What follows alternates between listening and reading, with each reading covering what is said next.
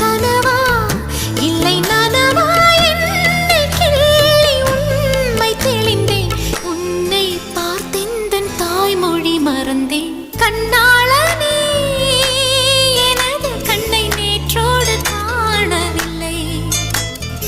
என் கண்களை பறித்துக் கொண்டும் ஏன் இன்னும் பேசவில்லை.